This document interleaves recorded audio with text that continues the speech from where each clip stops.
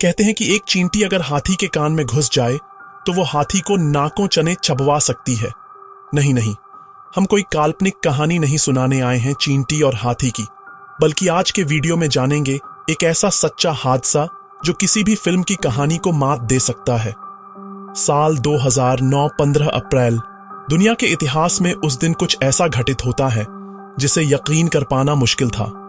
इतना मुश्किल कि उस घटना के लिए एक जांच कमेटी तक बिठा दी गई। जमीन से 2800 फीट ऊपर एक बड़े विमान के साथ उस दिन क्या हुआ था? इस फिल्म में काम किया है हॉलीवुड के एक लीजेंडरी एक्टर ने, जिनका नाम है टॉम हैंक्स। हेलो, आप देख रहे हैं फिल्म एक्स स्टोरी। आज की फिल्म है सली, miracle on the Hudson. Film की शुरुआत में दिखाया जाता है कि कैक्टस 1549 नाम का एक विमान लागार्डिया नामक हवाई अड्डे के रनवे 4 से उड़ान भरता है। उड़ान भरते ही विमान के दोनों इंजन फेल हो जाते हैं।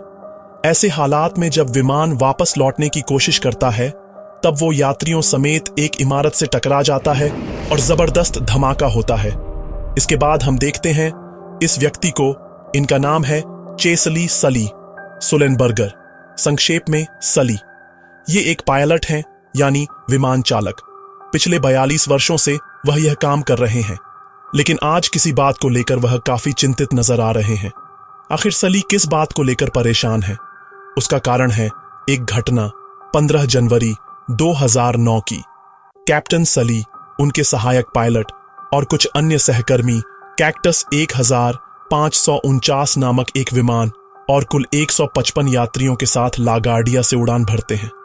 लेकिन टेक ऑफ के कुछ ही पलों बाद जब विमान जमीन से 2800 फीट की ऊंचाई पर होता है, तब विमान के सामने पक्षियों का एक झुंड आ जाता है। इस झुंड को पार करते हुए विमान के दोनों इंजन खराब हो जाते हैं। यहां जानना जरूरी है कि जब विमान काफी ऊंचाई पर होता है तो एक मामूली पक्षी की टक्कर से भी विमान का इंजन फेल हो सकता है। तो कैप्टन सली सबसे पहले विमान में मौजूद सभी आपातकालीन उपायों का इस्तेमाल करते हैं। वह कंट्रोल रूम से संपर्क करने की कोशिश करते हैं, लेकिन वहां से उन्हें बताया जाता है कि वह जितनी जल्दी हो सके रनवे की ओर लौटने की कोशिश करें। प्लेन को वापस लाने की कोशिश की जाती है और इसके लिए न्यूयॉर्क के रनवे नंबर 2 से 9 तक को तैयार रखा गया था, ताकि प्लेन को किसी भी रनवे पर वापस लाया जा सके। दूसरी ओर सभी यात्रियों को सूचित किया जाता है कि किसी भी पल उनका प्लेन लैंड कर सकता है, इसलिए उन्हें सतर्क रहना होगा। यह सुनकर सभी यात्री काफी डर जाते हैं। इधर कैप्टन सली बताते हैं कि उनके लिए प्लेन को रनवे तक ले जाना संभव नहीं है, क्योंकि दोनों इंजन खराब हो जाने की वजह से यह प्लेन 7 मील दूर मौजूद रनवे तक पहुंच ही नहीं पाएगा।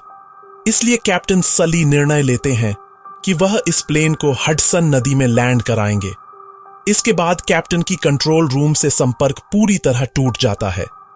यह सुनकर कंट्रोल रूम में मौजूद सभी लोग काफी घबरा जाते हैं और चिंतित हो उठते हैं, क्योंकि इतने बड़े विमान को नदी में लैंड कराना मतलब मौत को बुलावा देना। ऐसा पहले कभी नहीं हुआ था कि कोई इतना बड़ा यात्री विमान नदी में लैंड कराए। कंट्रोल रूम तुरंत ही एक हेलीकॉप्टर भेजता है ताकि प्लेन की स्थिति का जायजा लिया जा सके। देखा जाता है कि प्लेन धीरे धीरे नीचे की ओर आ रहा है। इधर कैप्टन सली बहुत ही सावधानी से विमान को नदी में उतारते हैं। इतना बड़ा यात्री विमान जब पानी में लैंड करता है तो ऐसा लगता है जैसे नदी में तूफान आ गया हो। प्लेन के अंदर मौजूद सभी यात्री भूकंप जैसा कुछ महसूस करते हैं। विमान के अंदर की सारी लाइटें बंद हो जाती हैं। विमान पानी को चीरते हुए आगे बढ़ता है, लेकिन सौभाग्यवश अंततः विमान की लैंडिंग सफल हो जाती है। जैसे ही विमान नदी पर रुकता है, सभी दरवाजे और आपातकालीन निकास द्वार खोल दिए जाते हैं। कैप्टन एक एक करके सभी यात्रियों को बाहर निकलने का आदेश देते हैं। उधर विमान के अंदर पानी भरना शुरू हो जाता है, जिससे यात्री घबरा जाते हैं और जल्दी जल्दी बाहर निकलने की कोशिश करते हैं। प्लेन के अंदर एक बेहद असहज और डरावना माहौल बन जाता है। पानी तेजी से अंदर घुस रहा होता है। इसी दौरान सभी यात्रियों को सुरक्षित बाहर निकाला जाता है। उस समय नदी में मौजूद कोस्ट गार्ड्स यानी तटरक्षक दल के स्टीमर से प्लेन को देखा जाता है। सभी यात्री विमान से बाहर निकलकर विमान के दोनों किनारों पर यानी उसके पंखों विंग्स पर खड़े हो जाते हैं। उधर तटरक्षक बल तुरंत सभी जरूरी कदम उठाता है और एक एक कर सभी यात्रियों को स्टीमर पर चढ़ाया जाता है। विमान विभाग की ओर से भी कुछ प्रशिक्षित तैराकों को हेलीकॉप्टर के जरिए वहां भेजा जाता है, क्योंकि कई लोग पानी में फंसे हुए थे। अंततः कुछ लोगों को मामूली चोटें लगती हैं, लेकिन सभी यात्री सुरक्षित बच जाते हैं। और सबसे अंत में कैप्टन सली और उनके सहायक पायलट प्लेन से बाहर निकलते हैं। सली अपनी जान की परवाह किए बिना सभी की जान बचाते हैं। इस घटना की खबर कुछ ही पलों में पूरे देश और दुनिया में फैल जाती है। विमान में मौजूद कोई भी यात्री इस बात पर यकीन नहीं कर पा रहा था कि वे इस हादसे से बच गए हैं, और यही घटना कैप्टन सली को एक आम आदमी से रियल लाइफ हीरो में तब्दील कर देती है। लेकिन चूंकि कैप्टन सली ने कंट्रोल रूम के आदेश की अवहेलना करते हुए खुद के फैसले से विमान को नदी में उतारा था, इसीलिए इस पर उनके खिलाफ एक जांच शुरू कर दी जाती है। सबसे पहले कैप्टन सली और उनके सहकर्मियों के साथ एक कमरे में जांच समिति की बैठक होती है। यहां जब कैप्टन सली से कहा जाता है, आज हम इस प्लेन क्रैश पर चर्चा करेंगे, तभी सली तुरंत विरोध करते हुए कहते हैं, आप गलत कह रहे हैं, प्लेन क्रैश नहीं हुआ था। मैंने प्लेन को पानी पर लैंड किया था। इसे वाटर लैंडिंग कहा जाता है और यह एक आपात स्थिति थी। अगर ऐसा न होता तो मैं कभी ऐसा निर्णय नहीं लेता। फिर कमिटी पूछती है, आपने लागार्डिया एयरपोर्ट पर वापस आने की कोशिश क्यों नहीं की? कैप्टन बताते हैं, उस समय प्लेन की हालत ऐसी नहीं थी कि वह 7 मील का सफर तय करके रनवे तक पहुंच सके। नदी ही एकमात्र विकल्प था जहां मैं प्लेन को सुरक्षित उतार सकता था। इसके बाद कमिटी कहती है, ठीक है, हम कंप्यूटर ग्राफिक्स के माध्यम से जांच करेंगे कि क्या आप सच में प्लेन को एयरपोर्ट वापस ला सकते थे, या फिर आपने सिर्फ अपनी जिद में इतनी सारी जानों को खतरे में डाल दिया। साथ ही कमिटी कैप्टन सली से यह भी पूछती है, अच्छा, उड़ान भरने से पहले आपने कितनी देर नींद ली थी? क्या आप शारीरिक रूप से स्वस्थ थे? कैप्टन बताते हैं कि वह पूरी तरह से स्वस्थ और सामान्य थे। कमिटी के सवालों से साफ समझा जा रहा था कि वे किसी भी तरह से कोई सुराग निकालकर यह साबित करने की कोशिश कर रहे थे कि कैप्टन सली ने यात्री विमान को नदी में उतारकर एक बहुत बड़ी गलती की है।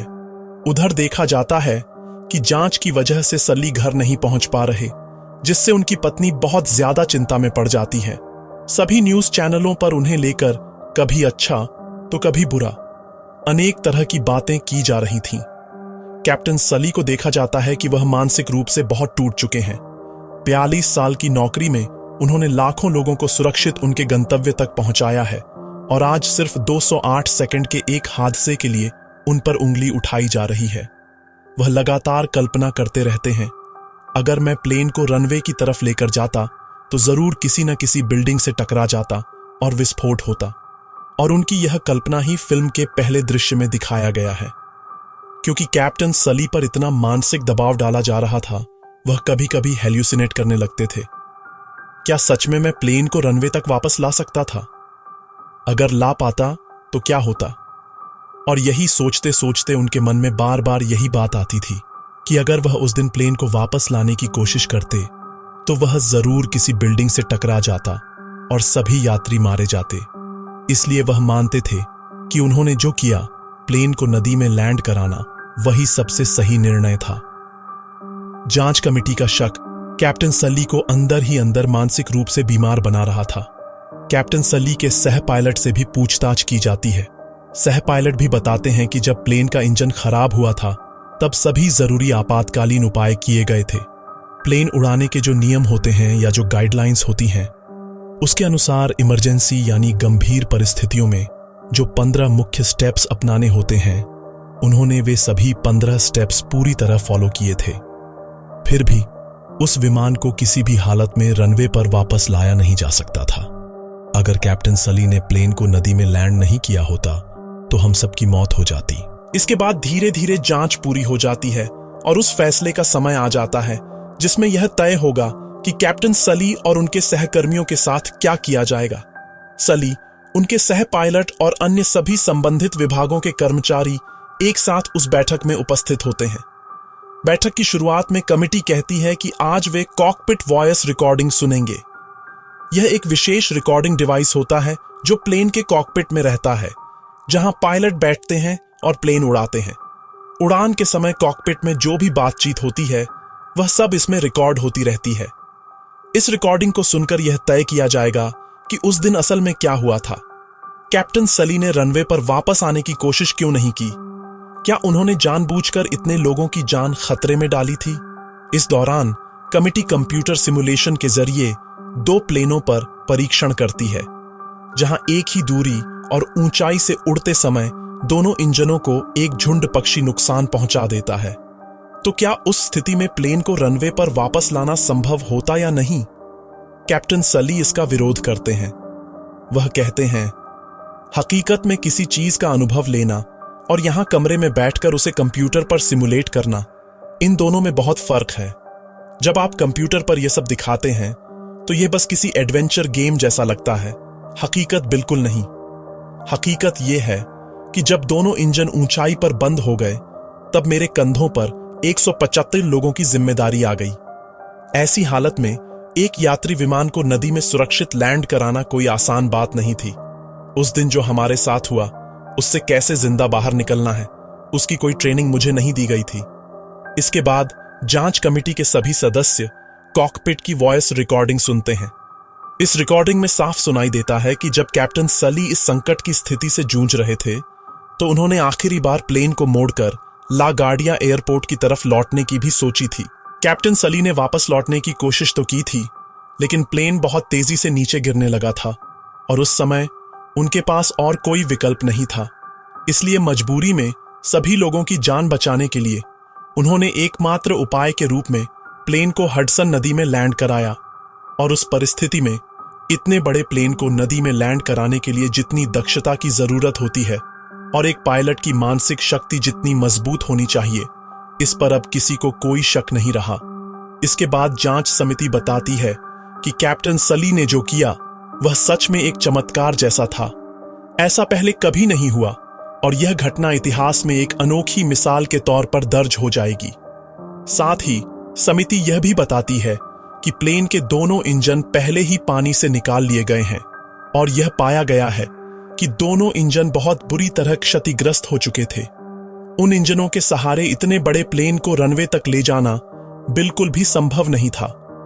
कैप्टन सली को पूरी तरह निर्दोष घोषित किया जाता है और उनके साहसिक काम के लिए उन्हें सम्मानित भी किया जाता है। हालांकि कैप्टन खुद कहते हैं कि वह अकेले नहीं थे।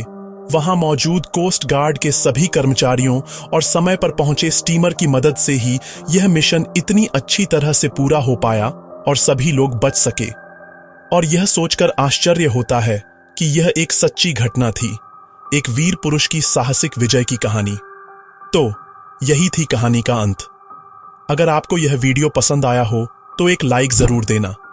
कमेंट करके जरूर बताना कि वीडियो तुम्हें कैसा लगा। मिलते हैं अगली वीडियो में, तब तक के लिए सब खुश रहो और सुरक्षित रहो।